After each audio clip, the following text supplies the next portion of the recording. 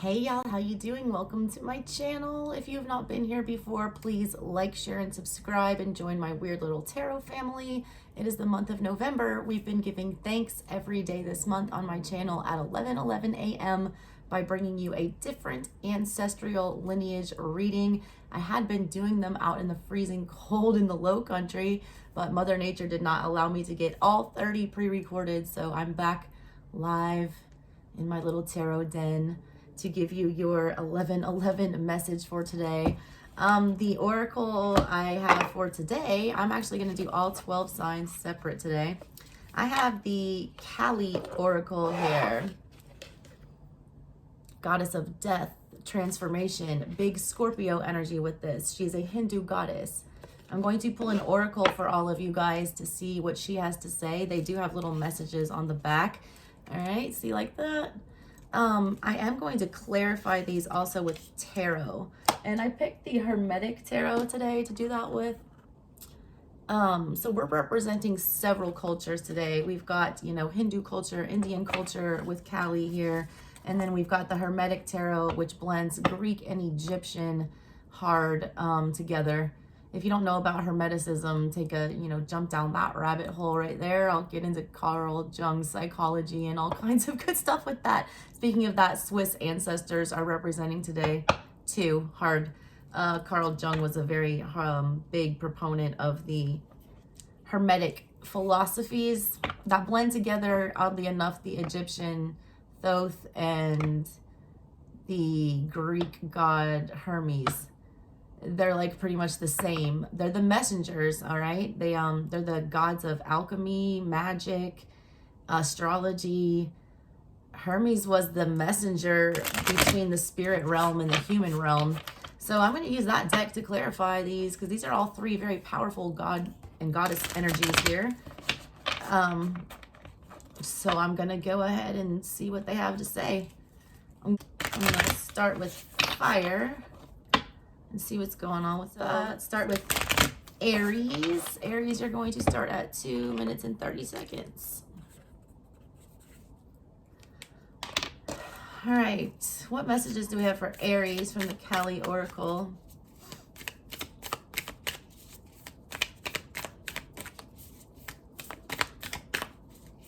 And I thought this was like the best deck to use for the end of Scorpio season. It's such death, rebirth, all that good stuff. And Scorpio season is about over. You guys got a lot. And I'm not going to take the same amount for every sign. It's what falls out, falls out. You guys got a lot. All right, here's the first one. First of all, these cards are beautiful. Take a look at her. I am not going to even, I'm going to butcher these pronunciations. I'm going to tell you that right now. It says Bhagavatarini. All right, I don't think I did that bad. If you want to look it up yourself, though, there it is. It says, when momentum is building and you don't know how to stop fueling the fire or reverse the damage, Kali brings grace and freedom from negative patterning and stubborn mindsets resistant to change. Now is a powerful time for spiritual work and healing practices. She will support the work and much growth can come from it. The storm shall be gentled. You shall emerge unharmed. That's like what I always talk about with fire energy, Aries. Every time I talk about fire energy, I talk about how it can, keep your home warm or it can burn it to the ground. There's a fire like raging out of control with whatever this is. It's meant to teach you how to temper that, try to temper that energy. It's like checking yourself before you wreck yourself. She's talking about stopping negative patterning. It's recognizing how we're sabotaging ourselves and getting that under control. That's the first message for you guys. The second message for you guys is Anahata Kali. Show you that card. Beautiful deck. It says, your heart cannot be contained or constrained by what has taken place in your life. Your heart wisdom and empowerment is growing, and soon you shall have the wisdom and courage to accomplish something significant to your soul journey. Trust in the invisible workings of divine love in your life. Let your heart be at peace as it guides you onward. This is about letting go of control, all right? It's talking about your heart and not allowing it to be bound or untamed because of past experiences. It's not letting the past control you. It's very much Scorpio energy. When you leave things in the past, when you truly dead them, you have to truly dead them. You can't keep going back to them and allowing them to influence your progress going forward or your relationships going forward. That's what this is about. It's kind of like there's some emotions, I feel like, getting out of control with whatever this is. That is causing you to make, possibly foolish, poor choices coming up in the near future. This is telling you to just settle down, basically. That divine timing is at play, that you need to just go ahead and, Jesus take the wheel type energy, or Kali take the wheel, whoever you pray to. Spirit's guiding whatever you're doing right now. You need to be more patient. I'm feeling Sagittarian energy in reverse with that, Temperance in reverse. It's like let go and let the gods. All right, you got another one. This one says Buna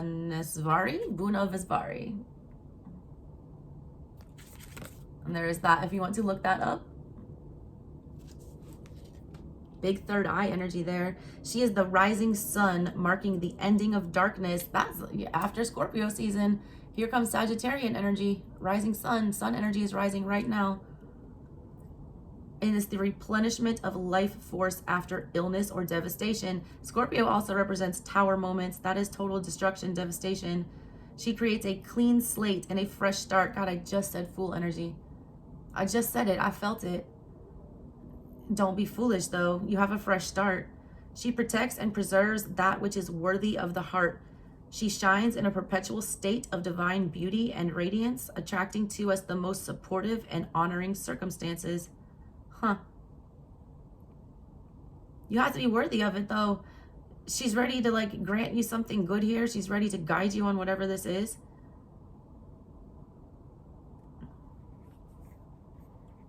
She's like Queen of Wands energy is what I feel with this. She's meant to put you on the right track. I feel like she's meant to put you towards the Four of Wands. She's meant to take you Three of Wands energy towards the Four of Wands, building something stable for yourself. She's very warm compared to these other ones. You started off very dark here with this first card, and then you get some light shined on your face here. The third eye is starting to activate, and now we're very warm. All right, you guys got 3 more messages. My God, Aries, y'all's is going to be long. Oh, wow, that's a masculine. I didn't even know there were masculine energies in this. Artha of Kali. And there's that if you want to look it up. You are forging your authentic path. In support of that, you shall attract great blessings that will benefit all beings. To live a spiritually and creatively self-directed life takes incredible strength and trust in yourself. Remember that the promise of your sacred success is being fulfilled through every challenge and every blessing. Trust in what you were born to accomplish. This is following your heart. It's more Wands energy. This deck is reading very fiery. I don't know if it's just for you guys, but I mean, I'm feeling very fiery. This feels like Emperor energy to me, which is also associated with your, energy in the tarot. It says taking care of all people. The Emperor is, father to all. He rules the kingdom. He takes care of everyone. It's like by following your heart, doing what you, want the best here. This does look like Emperor and Empress to me. He also gives me, Knight of Wands energy and Knight of Swords energy. It's about being, and Sagittarian energy, the archer. I mean, he's literally got a bow. It's time to take the reins in Sagittarian season. You guys are thawing out, I feel like. I was just saying in one of my other videos the other day, fire signs, y'all just don't do well in this watery and icy energies and things like that. I feel like you're thawing out here in Sagittarian season. I feel like there's a lot of opportunity coming your way. This one is Dakshina Kali. She appears fierce and yet she is benign. Her oracle brings the message that a situation which may frighten or intimidate you is well within your capacity to handle. No matter how dramatic or intense a situation may appear to be at this time, it shall eventually be little more than a passing memory and not have any negative bearing upon your future. Look, this is a tower moment. This person's here to protect you during this tower moment. Almost looks like they have a wrench in their hand, like a fix it. There's the name if you want to look it up too. It's not gonna have, it might seem like you're going through it now, like you just went through a shit show or something like that.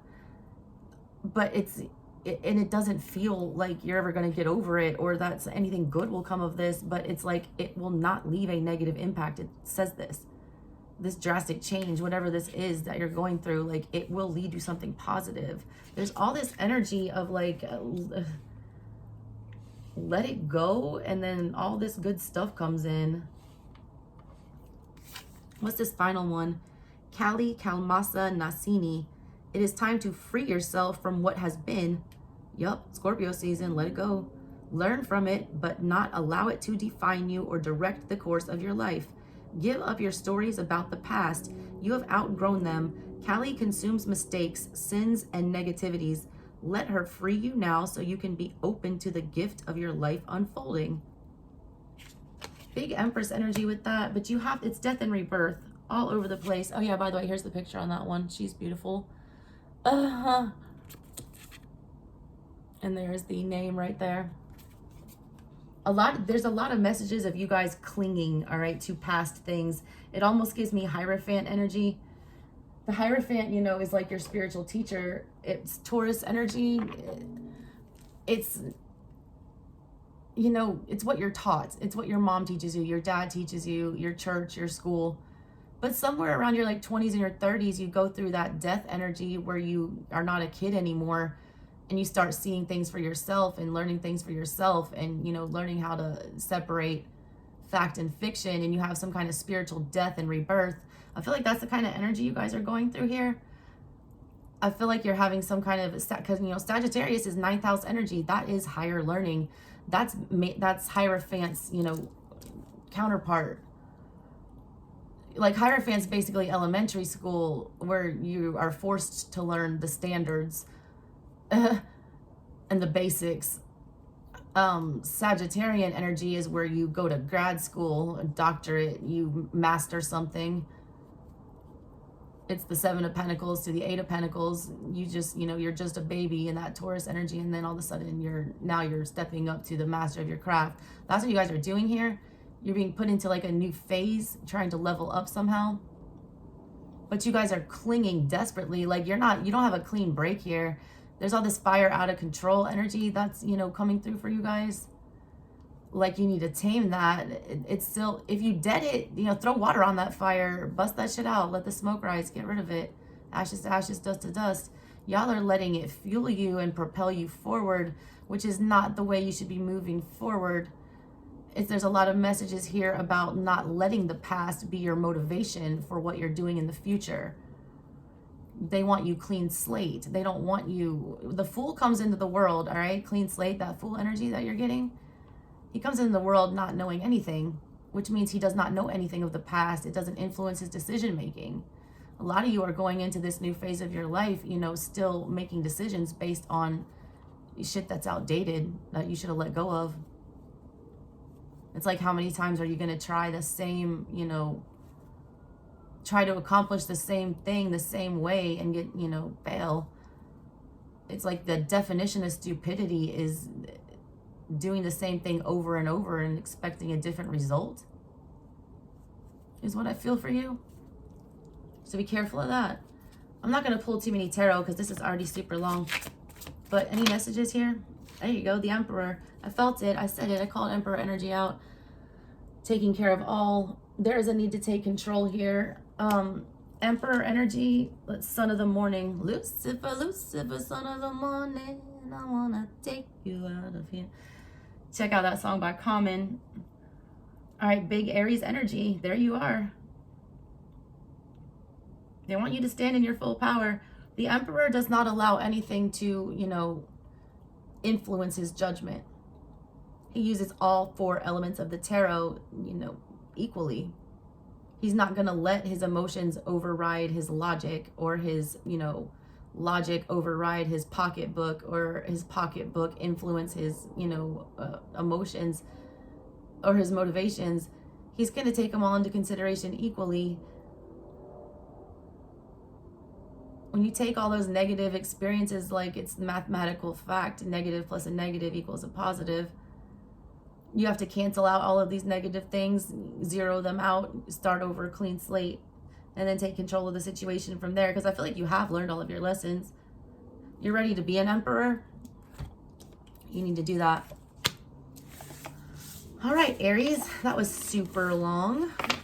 Let's go to Leo next.